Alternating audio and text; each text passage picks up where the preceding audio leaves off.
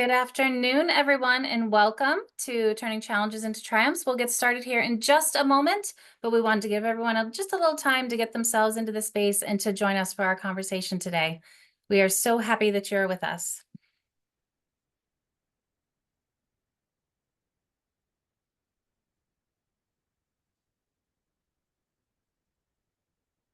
All right, again, welcome, everyone. We are at the top of the hour. Good afternoon. Welcome to our Mental Health First Aid at Work workplace webinar, Wellbeing webinar. Today is Turning Challenges into Triumphs, the Power of Gratitude in the Workplace. And we'll get started. I'll give us about another 30 seconds, and then we'll get started just to make sure we have everyone in the space that is expected to be here.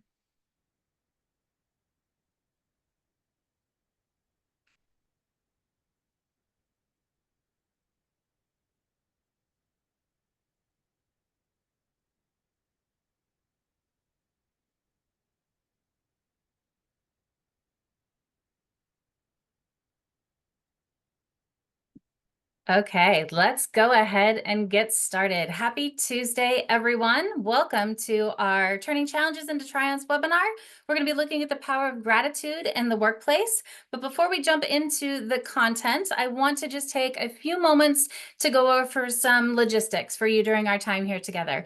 If you have questions, which we hope that you do, please feel free to use the toolbar that should be at the top or the bottom of your screen.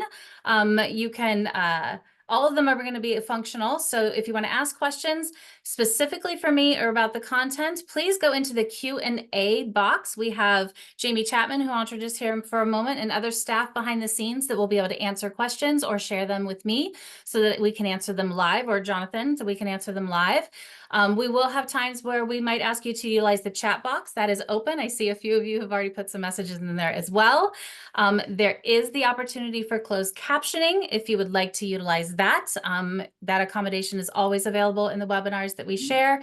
The descriptions are there on the screen.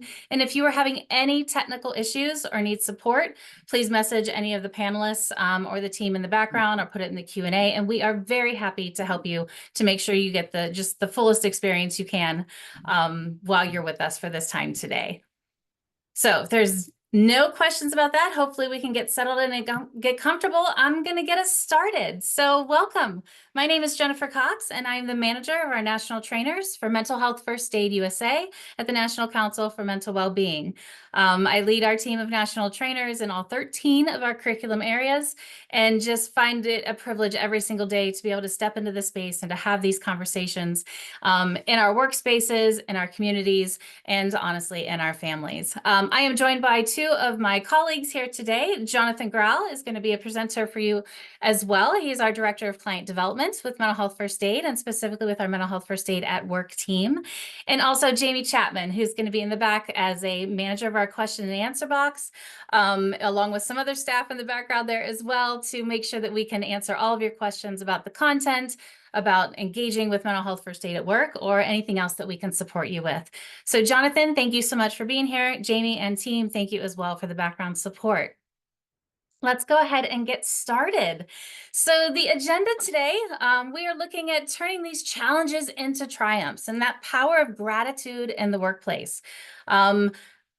We work in a fast-paced world. We have a lot of things that are flying around us, and expectations and pressures on top of the life that we live. We have all this happening in our workspaces and places. So we wanted to take a moment today, as this holiday season is starting to unwrap itself for us, also as the seasons, depending upon where we live in this beautiful United States, the seasons and the climate is also changing around us and impacting us in many different ways. And we would talk about what that looks like, so that we as a collective can get some insight as to how do we foster a culture of appreciation, especially when things may be unsettled or changing seasons, time of year, workspaces. But we want to be able to give you some time to get some understanding of the value of gratitude, but also some really tangible strategies that after our short time here together, you're going to be able to take and put into action in your own organizations, teams, and work communities so that we can foster this and increase our employee retention, support the successes that the organization can have, and see how these techniques and this shift of mind, reframing, if I dare say, can really help us with our daily workplace and interactions, and then have a sustainable and an impact in our future engagements as well. So thank you so much here for joining us. And one thing that I do want to stress is, I'm not sure if you're aware of the association between the National Council for Mental Wellbeing and Mental Health First Aid. The National Council is a service organization. We are a non-for-profit membership organization that advocates on behalf of our communities across the United States, our community behavioral health centers across the United States, and there's about 3,400 members that are a part of the National Council that support more than 10 million people, children, adults, family members, our friends and neighbors and family members every single day across the United States. So across this country, we fight to connect people to affordable, equitable mental health and substance use treatment. And mental health first aid is a part of our public education program. We have trained, I'm so excited to be able to announce this, that we have trained now over 4 million individuals across the United States as mental health first aiders to be responsive to the needs of the people around us that we care about, the people that we work with. Yes, thank you. I love seeing the hearts up here for those of you who are aware of mental health first aid. We've trained 4 million more, and we have about 22 more million to go. And so we're happy to have you be a part of this and at least give that support and be advocates for decreasing the stigma and increasing our literacy and awareness and understanding so that we can help be that connector for people who are navigating with substance use and mental health issues, between identifying what's happening, understanding it, and connecting them to those appropriate resources. It's hugely important. And in our workplaces, this couldn't be more important. We've been through a lot. We all know we spend so much time in our workspaces, more than we do in our families and our communities sometimes.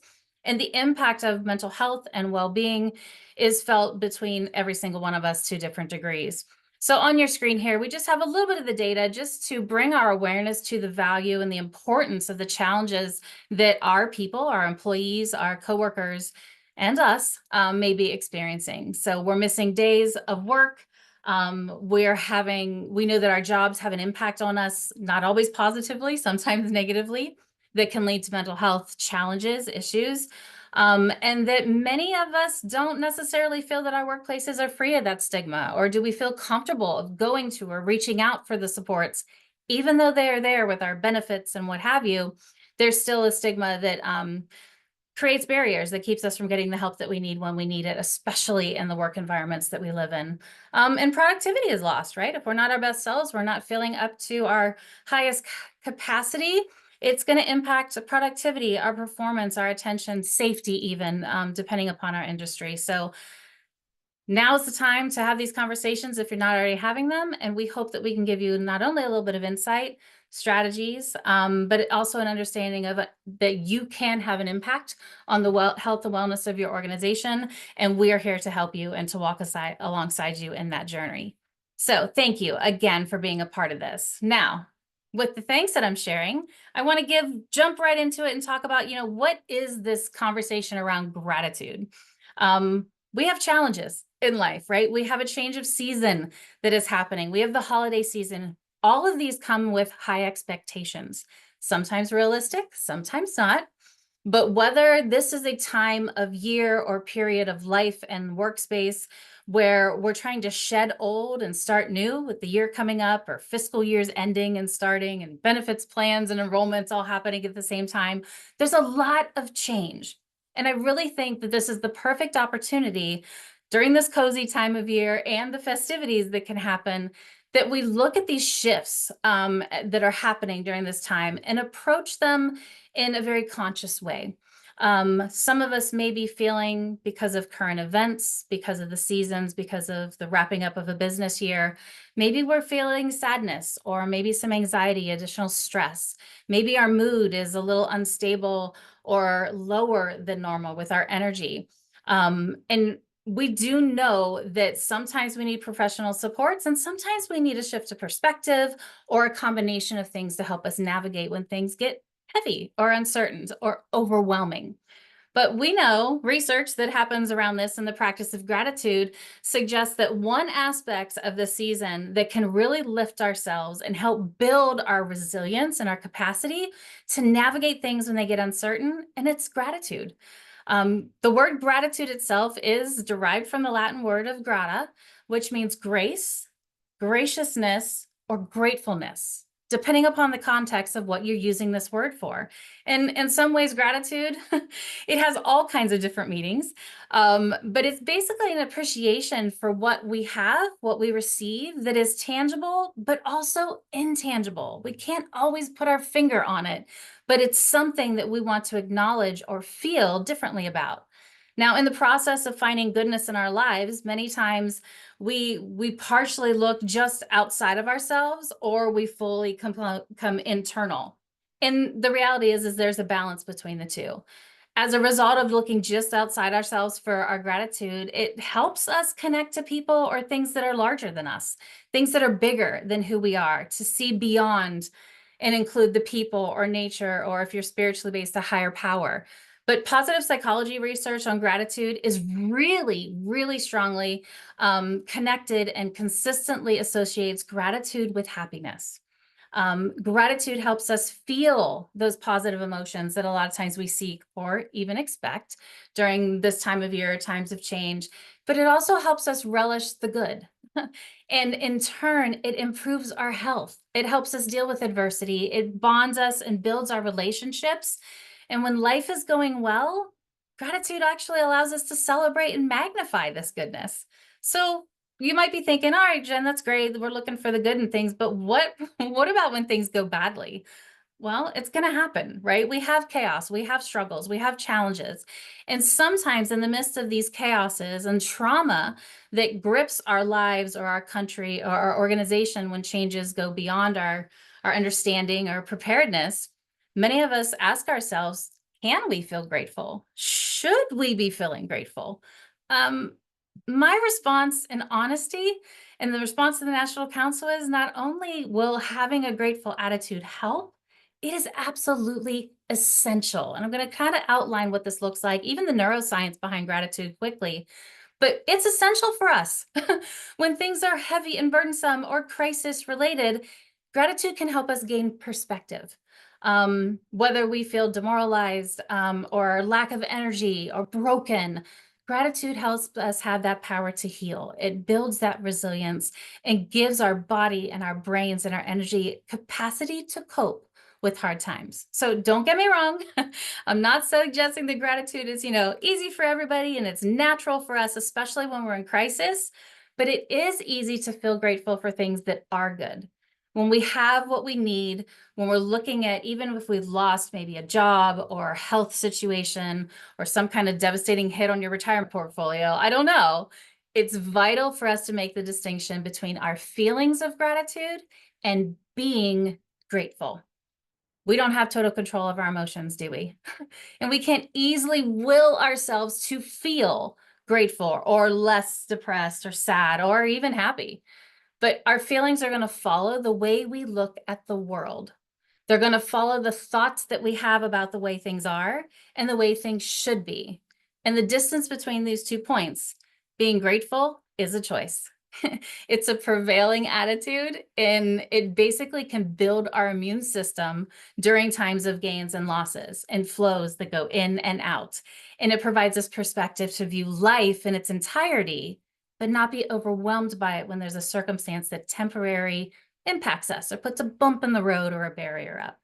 So this perspective, it's not impossible to achieve, but it is going to take effort on your part and my part, honestly, as we move through this conversation together. But please know that gratitude, it changes your brain. Just like if any of you are aware of trauma, that it changes our brain, so too does gratitude.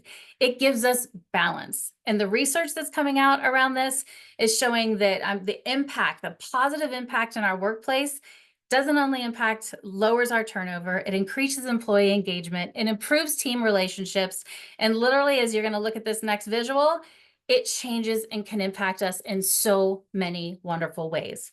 It is a huge element in fostering diversity, equity, and inclusion. It improves our overall comprehensive well-being, decreases impatience. I'm not going to read this slide to you, but you can see all the beautiful ways that it impacts how we navigate the world. But on the right side of your screen as well, it impacts us physiologically in addition to the mental health components with us. It strengthens our immune system, the stuff that fights the creepy crawlies that our kids bring home from school or the things that are shared around the workplace. It helps us with our resilience to stress, which boosts our immune system and all those beautiful chemistry of our body to keep us healthy, lowers our blood pressure, increases positive emotions, helps with focus, alertness, decreases loneliness, isolation, and guess what? It actually helps with our sleep. Is there anything that gratitude can't do? I don't know. I think it is pretty expansive in the ways that it can impact, but if it's up to me and we can do simple things to change our engagements, our teams, and our workplaces and build our psychological immunity along with our physiological one, count me in. And that's what we want to help you all to be a part of as well. So where does this fit? It might seem like, why are we talking about gratitude in the workplace? We got jobs to do. Yeah, it's pressure. There's pressure to get things done, but we also want to maintain our health of ourselves, our employees, and our teams. We're not always at our top and best capacity. And there's a lot of times, like I asked at the start, should we feel grateful right now? Some of us think that we shouldn't, or that it's unhelpful to feel good even when things are struggling.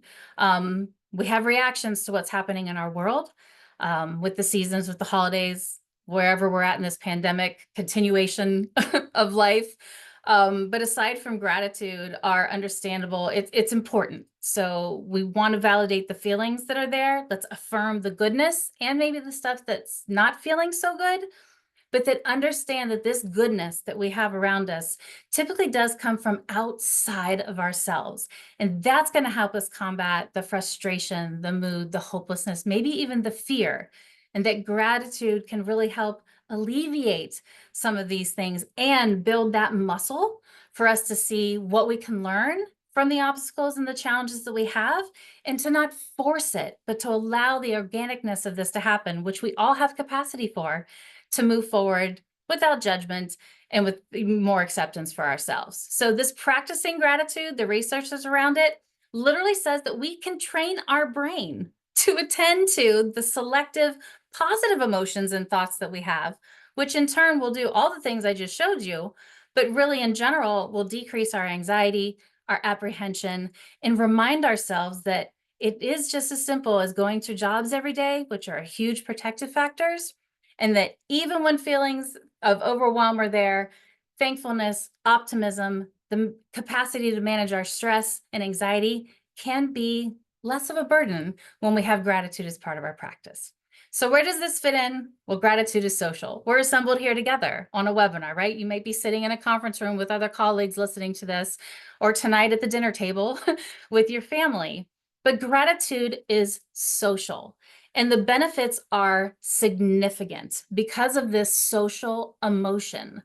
It's relationship strengthening. It helps us work better in the teams and problem solve. We'll kind of see literally a top list of things that this can have an impact, and how you and I can use these skills to bring it to life, to know that support is there.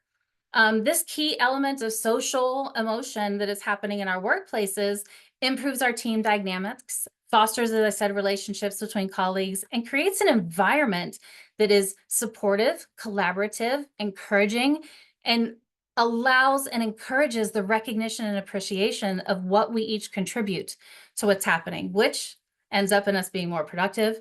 Our morale goes up, our satisfaction goes higher. People want to join our organization more quickly. And it is really a building block for a healthy workplace culture. So this cuts to the heart of the very definition of gratitude. As we see here, it's affirming that there is goodness, even when we struggle to find it, and that the source of goodness oftentimes comes from the people and the efforts around us that supports us in doing our best work. So let's take a look at this. How do we do this? We titled the session, Transforming Obstacles into Opportunities. It is a huge opportunity for us here to create a mindset that is motivational and focused on the adjustment of challenge to now opportunity. When we start seeing the things in our workspaces and our teams as an opportunity to grow and to learn, gratitude becomes a very, very powerful tool. This shift in perspective can encourage us in our individual journeys and tasks that we have to do, but also in our employees and the people that we work with to approach the difficulties collectively with a mindset of possibility instead of frustration or defeat. Now, this mindset in the workplace, as we look over these tips and strategies, we're going to go through each one of these, all 8 of these, to say, how can we dive deeper into this so we can activate the cycle of gratitude in ourselves and honestly, collectively from our team through our entire organization. So looking at these, growth mindset, integrating it, gratitude into problem solving, modeling this as leaders, which is going to model and build resilience in ourselves and our teams. We're going to look at our obstacles as stepping stones to success, how to use this gratitude to cultivate the resilience that sometimes gets hidden when our brain focuses on the things that are hard or that don't feel good or we're frustrated by. We're going to acknowledge and celebrate progresses in different ways, but please remember it's not about the perfection of them, but the process and the progress. And then how do we create this culture across our organization and reinforce the value of perspective? So the first one, let's start with it, mindset. A growth mindset is something that I'm sure you've heard lots of things about, right? Conversations, what is it? How do we do this? And it's kind of an expectation, which can be sometimes heavy. But what we want to think about it with is to promote the learning from the experience or the challenge, framing things into that opportunity so that we can see the things that come in our way or distract us or bury us, not as setbacks, but opportunities for growth. So instead of saying, oh, that was terrible, how could this happen? What can we learn from this? What can we do differently next time? And I'm assuming that many of you on this call think of this already, right?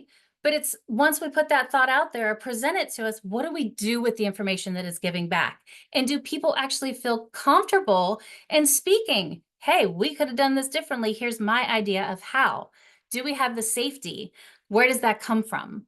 We want to reinforce this as we build the skills. It's going to help us build our skills by saying, what could we do different? That didn't go great.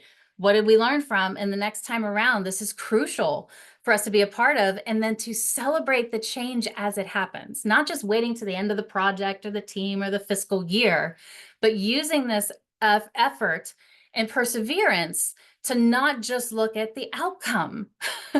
We want to feel strong and supported and have those relationships connected one to the next so that as we collectively move through, our strengths and ideas are brought to the table and we can celebrate things in a different way. I don't know, we'll ask you in a little bit how you see bringing gratitude or what you're already doing to bring gratitude in your organizations. But are we doing peer-to-peer recognition, or is it just the end of the year things that we celebrate? Are we doing it at team meetings along the way each week or each day versus waiting for just, oh, the project has finished or we haven't done it for a while, we should do something?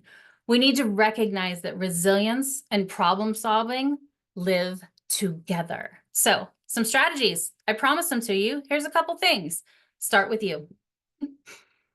Don't be surprised, you're talking to us. This is starting with you. If you take care of yourself, if you incorporate your own self-care practices into things, you prioritize your own well-being, you're going to be more capable of modeling and supporting your teams for this.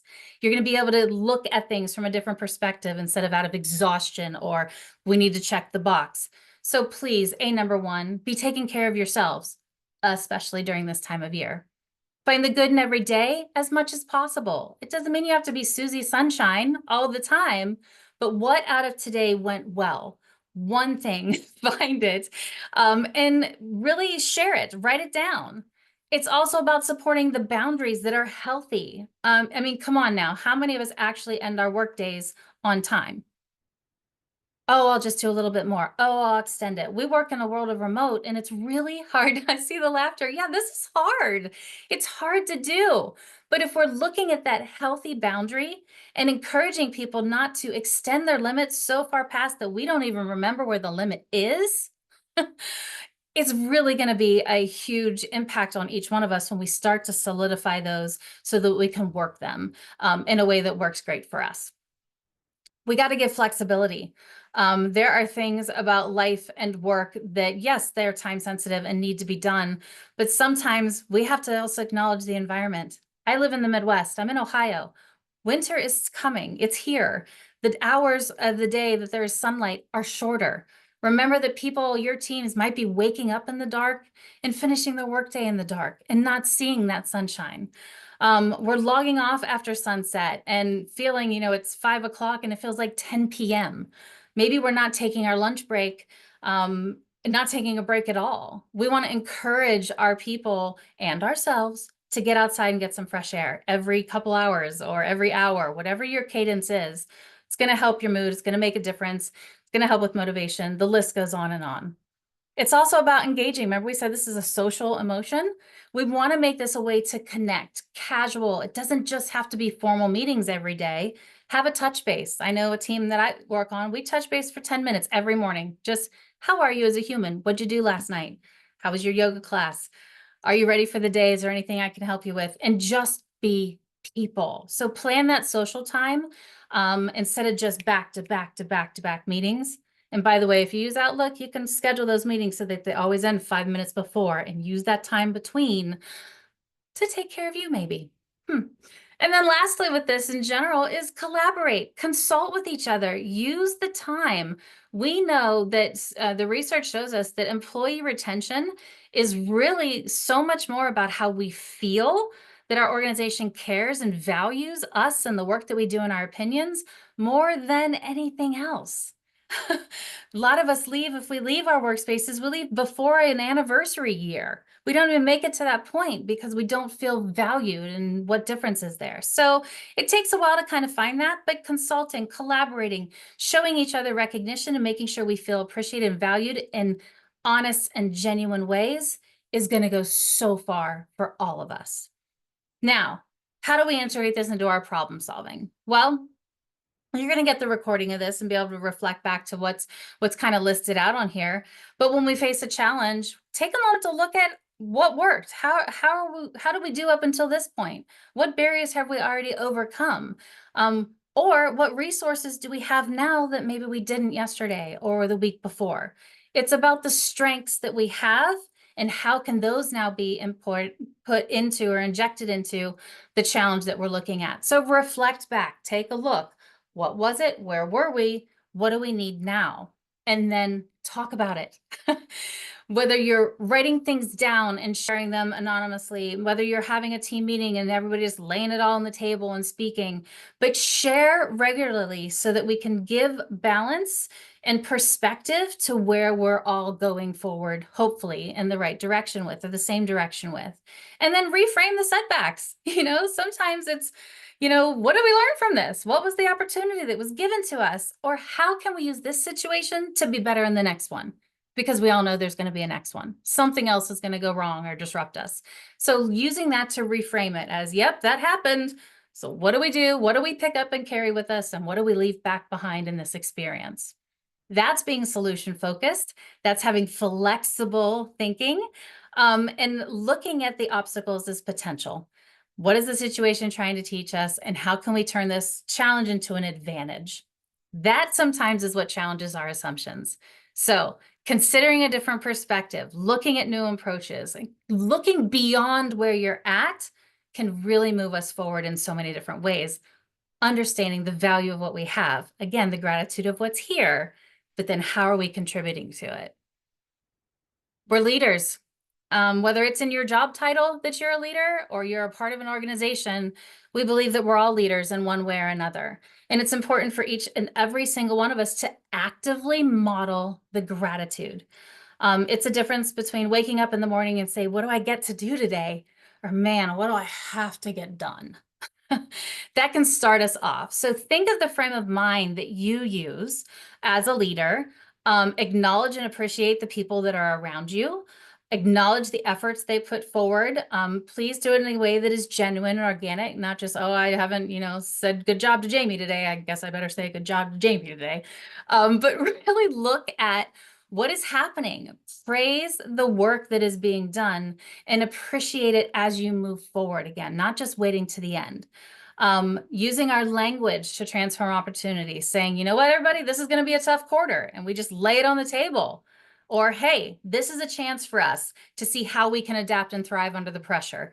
What do you think we should do? And empower our people by modeling it for yourself. Share your stories of your own obstacles that you've overcome as appropriate with your teams and your organizations, and allow this to be a more tangible and concept that we can actually put our hands into it when we see the humanness behind it. So share your stories and use that framework. Now, the other thing as leaders, a good way to put some strategies for yourself, remember we said start with you, so here's our you part. Keep a journal for yourself. Be deliberate each day to write down what worked well today with the team or with this project or for you, and be specific, be detailed. Some of you might do this at night for yourself. There's a practice of writing 3 things that happened that are good to you today. I personally write mine on my bathroom mirror in a dry erase marker. These are 2 things that were great today. These are 2 things I'm hoping for tomorrow. So as soon as I wake up in the morning, that's the first thing I see. And it tunes my mind to that. Simple little strategy. Share with people the things that you notice. Team meeting moments. When you start it, get a gratitude board, a digital board, a whiteboard in your Zoom calls. If you're in an office setting, literally where you can put Post-it notes up on the wall, where as we walk by, we see, hey, Jonathan, thanks for your effort in A, B, or C project last week. Or I'm grateful that my son passed his driver's test. I don't know what it is, but be specific and express it and share it, and then savor it. So oftentimes we drop things and say, oh yeah, that was good, but we don't really take the moment to appreciate it and feel it.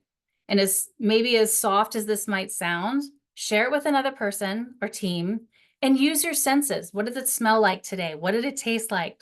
What are the things that I remember of the moment?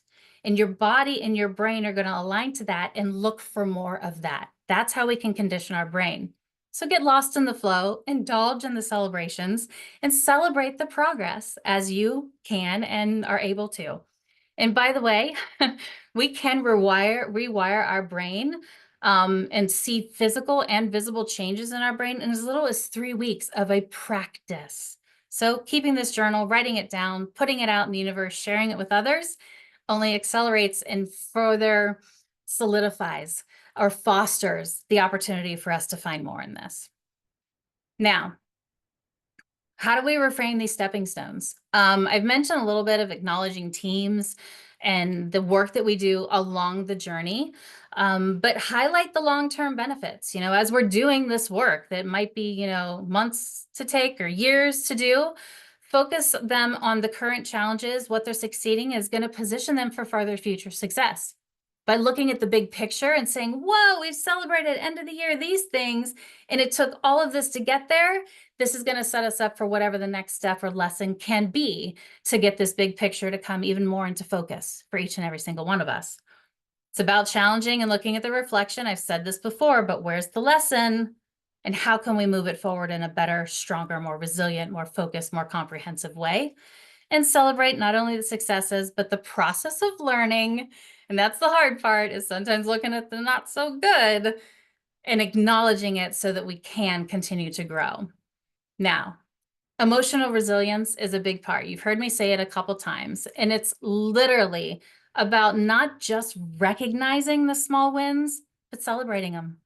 Doesn't matter how small. Maybe you didn't lose your mood today and you didn't get angry about something. Maybe you stopped and took a deep breath before you made that phone call. But gratitude is incremental.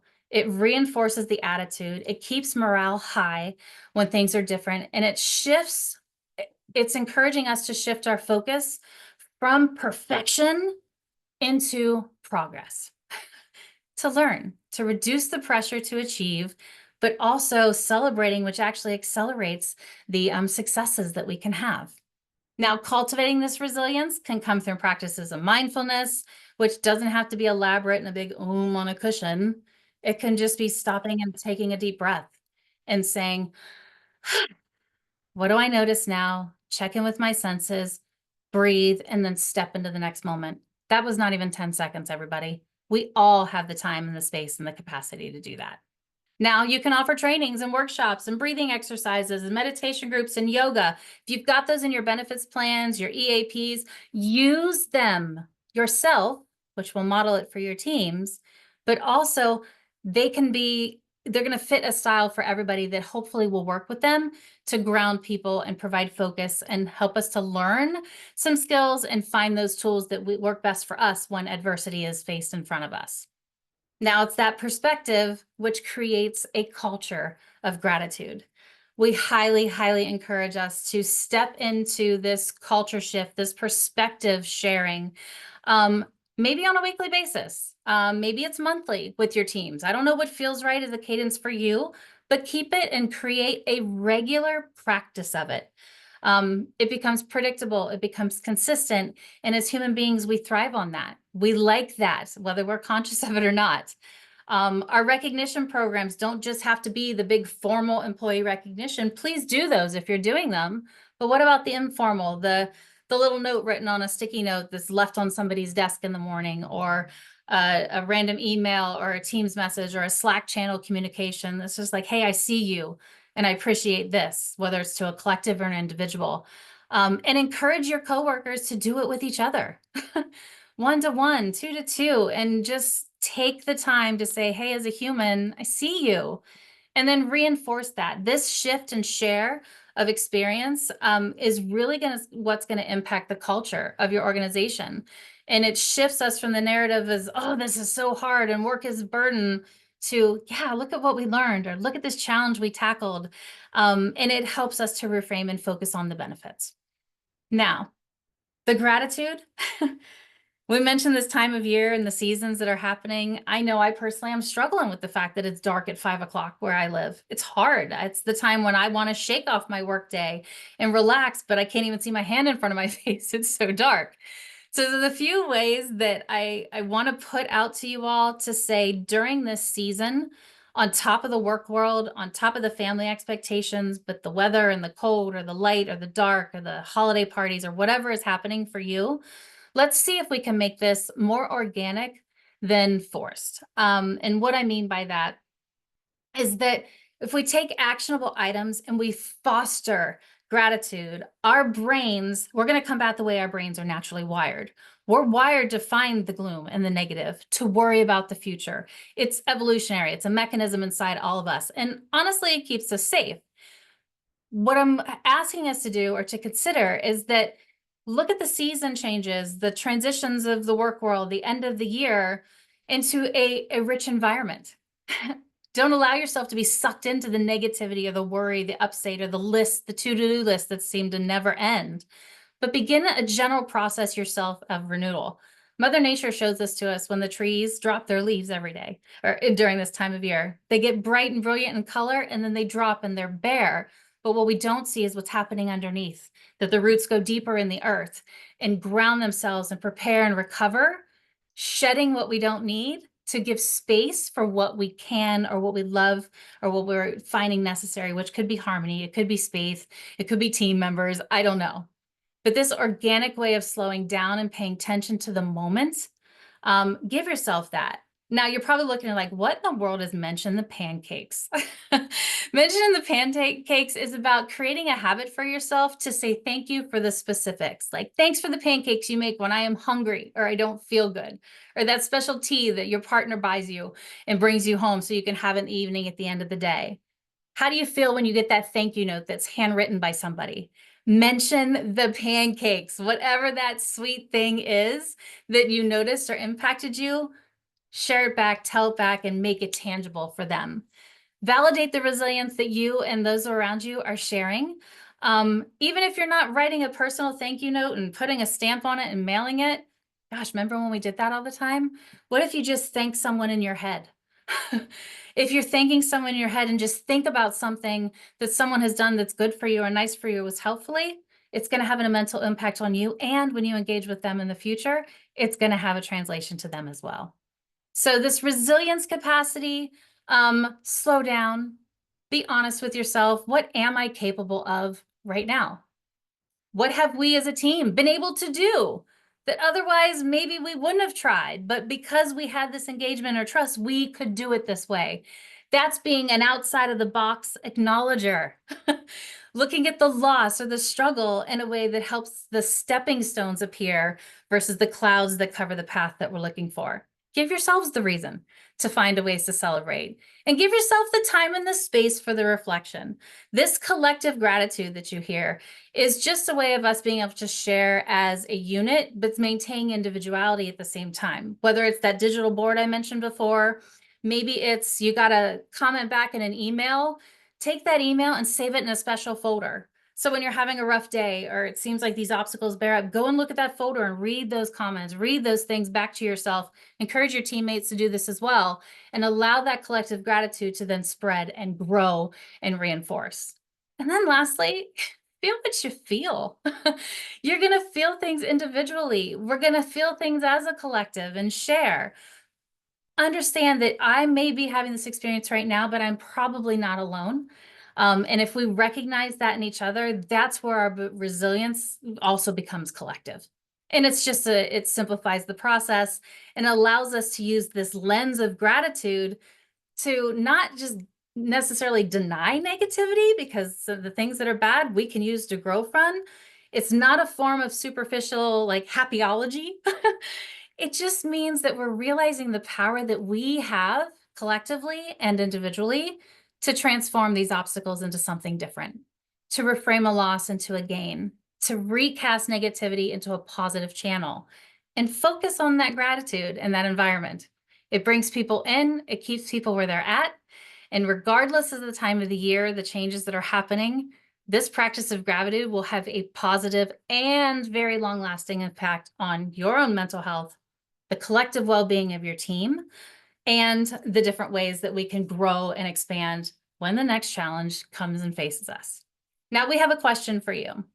And if you feel comfortable sharing in the chat, please do. If not, you can think it to yourselves.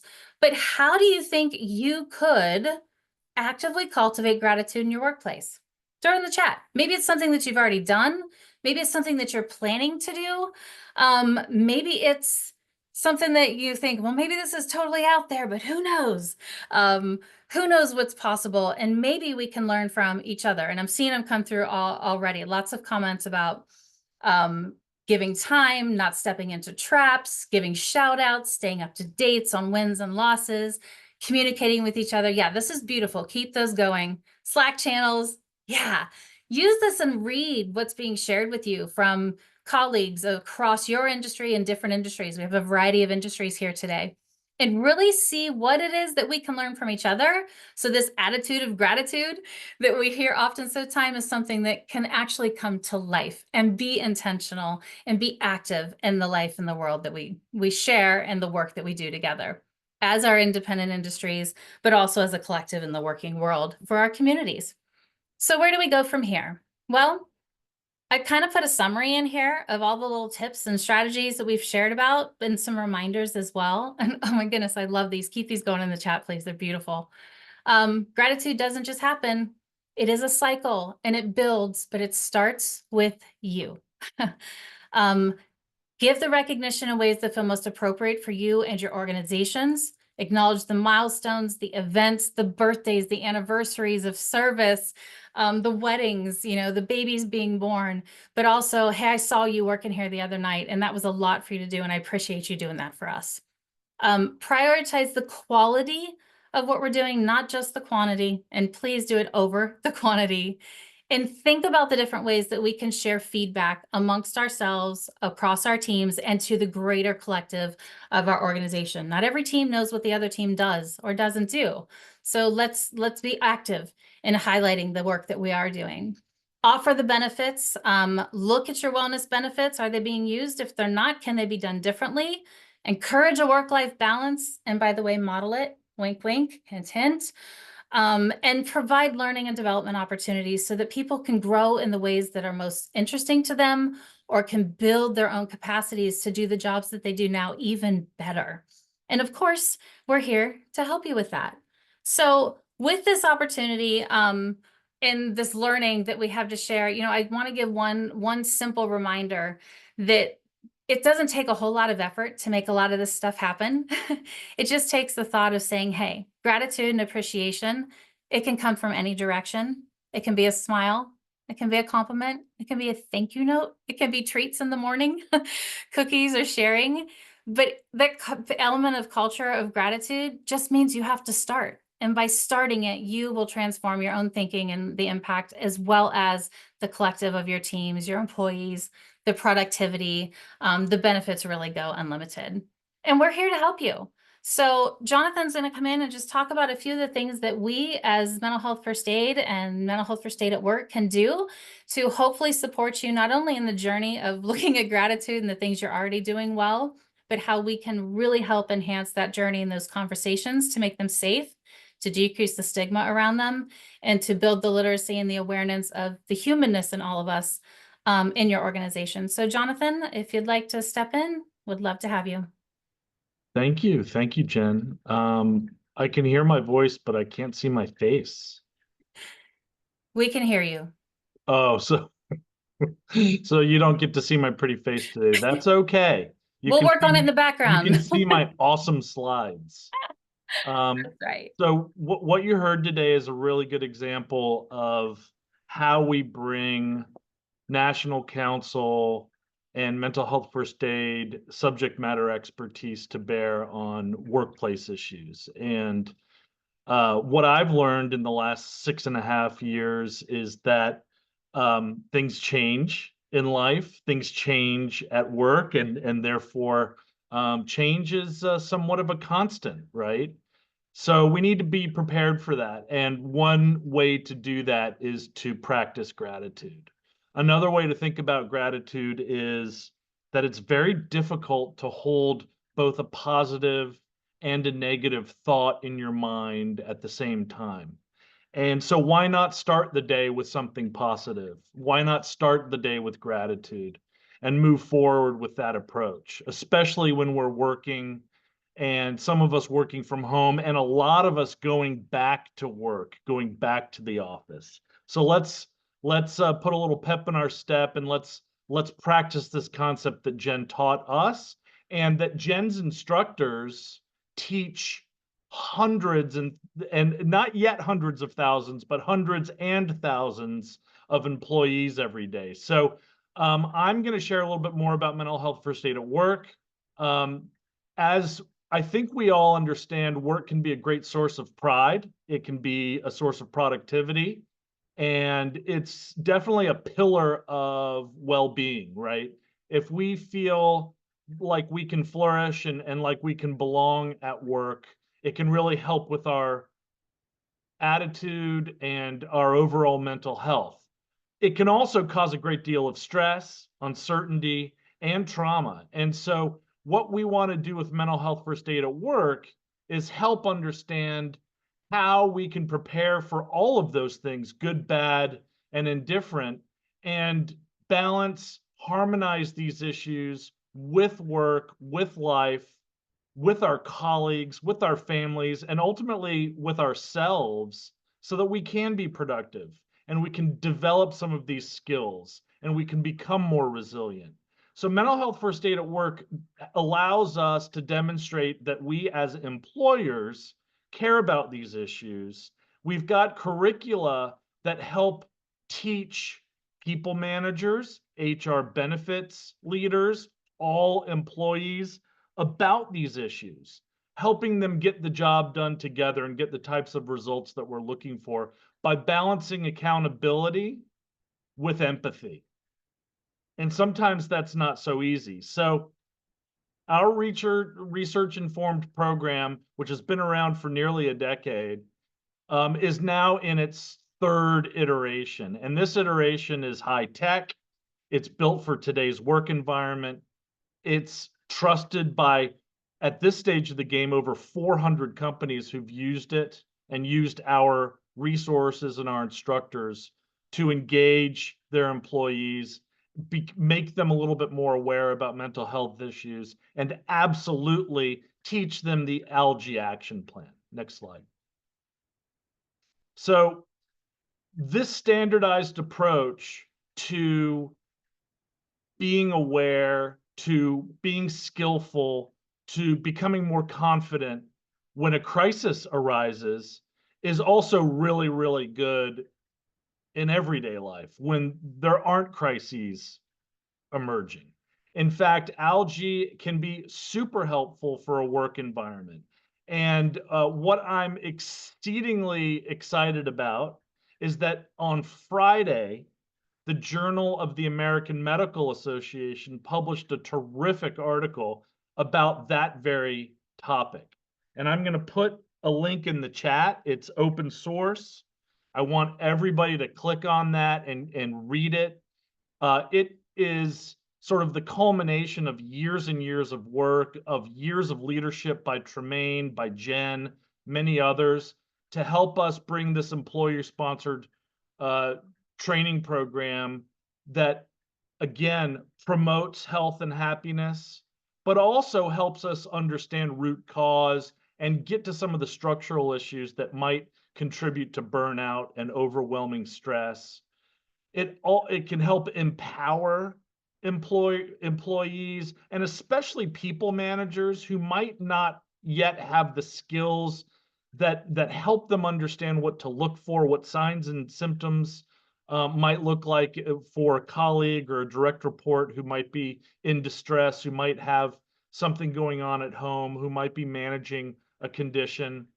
And it encourages everyone to get benefits and resource aware.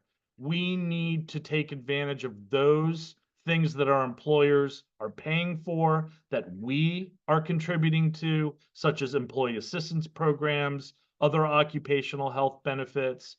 We should use those things because they can be incredibly helpful. And then finally, mental health first aid is one part of, as Jen clearly described, a much larger total health and well-being program. And so whether you're really focused on diversity, equity, inclusion, belonging, whether you're really focused on neurodiversity, whether you're really focused on how we interact as very diverse team members and teams, this can sit right there in the middle because it's the core of what it means to be human, how we feel, how we navigate life, and what work and coworkers mean to us. So I just want everybody to consider what you've heard today. This is a brief overview of just one topic that we tend to cover in our mental health first aid at work program. Next slide.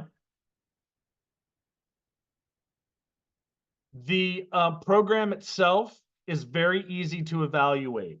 We have a learning management system driven intro product, followed by a certification training that's led by one of our instructors for groups of 30 employees, followed by some continuing education that helps everyone who's gone through training learn how to fine tune their instincts, learn how to work as teams, and learn more about best practices like practicing gratitude, and on and on. So we're really pleased that you've been with us today. There are lots of links here, and if you scan this QR code, you can find us, you can talk to Jamie, you can talk to a number of our client development leads who will be happy to talk with you about all of the options available to you. So thanks again for listening. I'm sorry you couldn't see the big smile on my face today. We can hear the smile on your face, Jonathan. And I will acknowledge one of the questions that was in the Q&A box. You know, one of you asked about incorporating the elements of psychological safety in these conversations, especially with gratitude. And yes, that is a practice, an awareness that we are talking a lot about at this time. And psychological safety, it's a big piece of what happens in mental health first aid, but it's also a big piece, an underlying message here that threads through the conversation we had today is it's about how do we feel that we belong? How do we create an environment where people can be themselves, bring with them whatever they have, and be able to share it in a safe way that works best for them and within our culture of the organization. So yes, psychological safety is a huge element to all this. And it combined with some of these conversations and the supports and the skills that we do the educational trainings with work very well together and are incredibly complementary. So I'm grateful that you asked that question. Jamie, did we have any other questions in the Q&A box that we want to answer right now? Or I'm taking a look in the chat too to see if there's any immediately that we have in the next 6 minutes that we can answer. Yeah, for sure. We have one from Bill. Are there any individual certifications offered by MHFA? Yeah, so our certification programs, so the adult mental health first aid, youth, the mental health first aid at work certification program all offer certification as first aiders. And those are 3-year certifications. As you take each one of those, that you can renew as a collective or as an individual. At the end of that 3 years, you get notifications to do that as well. Let's see. Yeah, so that's how the certifications we offer specifically through mental health first aid as first aiders. Or unless you become an instructor, right, then you'd be certified as an instructor of any of those curriculums as well. Hopefully that answers your question, Bill.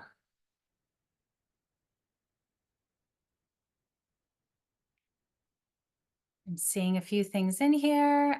We see we have mental health first aid instructors in some of our organizations. Fantastic.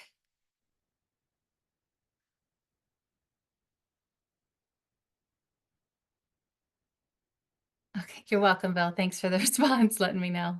Any other questions that we can support you with? I see one, I think that that's, mental health first aid at work currently is delivered by our team of national trainers that are subject matter experts and have backgrounds within all industries and corporations and backgrounds. We do that intentionally and have the subject matter expertise because we have a more consulting role and supportive role. It's not just deliver a training and move on as we do in the communities. So I'm happy to answer any more questions about that and what that looks like. Our team is here, and obviously the link that's on the screen is a good way to get started with those conversations. You're welcome, Lana. And yes, you'll have access to the recording, and we can share the slides of the PowerPoint as a PDF. We are happy to do that. So you have all the information that we shared with you, and can be able to hopefully act on some of these strategies that we've given you throughout the time together. And thank you for the feedback. Any other questions before we wrap up, or we can give you, 4 minutes back in your day? Team, am I missing any questions? No more questions in the chat. Awesome. Well, we are delighted to be able to get into information sharing and conversations with each and every single one of you, and know that this is not where it has to stop. Please reach out to us via the link there, the QR code, and we will connect you with any supports that you need here at the National Council with Mental Health First Aid, and specifically with bringing mental health first aid at work to your teams. And take care of yourselves during this time of year, during the end of the season. For some of the things that we do at work, but also with the way that 2024 is wrapping up and the opportunities that we all have for growth as 2025 opens its doors to us and its heart. So thank you for being with us for our time here today. Again, Mental Health First Aid is always here as a support for you. We're grateful for the work you do in your communities and your organizations, and happy to partner with you as we move forward in creating these environments to make them as safe and healthy to our whole health as we possibly can. So thank you, everybody. Take care of yourselves, and whatever you celebrate during this time of year, all the love to each one of you. So thanks, everyone.